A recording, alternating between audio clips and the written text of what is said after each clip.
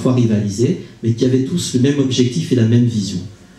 On peut regretter effectivement qu'il n'y ait pas eu d'alliance. Quelqu'un comme Nyerere explique 40 ans plus tard que c'est Nkrumah qui avait raison. Aujourd'hui, on voit tous nos chefs d'État africains dire qu'effectivement, on a besoin d'une armée en commun, on a besoin d'une monnaie qu'on maîtrise, etc. Et tout ça, ce sont des paroles. Pour que cela change, il faut qu'il y ait réellement une nouvelle génération qui arrive et que cette génération soit formée sur 10, 15, 20 ans par des personnes qui ont cette conscience historique, de telle sorte à ce que lorsque cette génération arrive en âge de faire changer les choses, eh bien, elle soit soutenue par des mouvements suffisamment massifiés, ramifiés, qui vont réellement de la base au sommet et qui retournent du sommet à la base. Donc c'est ce qu'on est en train de construire à différents niveaux.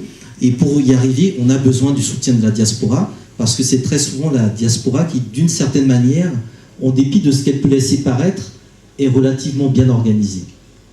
Du point de vue de la diaspora, nos associations sont souvent structurées, elles sont relativement correctes et sérieuses du point de vue de la tenue des comptes. On a la possibilité dans nos associations de faire jouer justement des instruments démocratiques.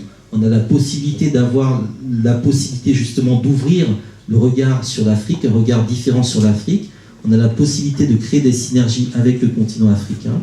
On a la possibilité également de parrainer des choses très importantes comme des étudiants africains qui viennent étudier en France et parrainer pour faire en sorte qu'ils ne dévient pas justement de leur objectif et qu'ils ne se retrouvent pas dans des conditions matérielles qui les mènent à la mendicité alors qu'ils ont dans la tête tout l'or du monde. Donc ce sont des choses de ce genre-là qu'on peut faire qui sont très concrètes et qui, à mon sens, font que dans ce 21e siècle, l'Afrique, les Africains seront en mesure, je pense, de desserrer une grande partie des liens que resserre sur eux l'impérialisme, impérialisme qui de son côté est en train de s'effondrer.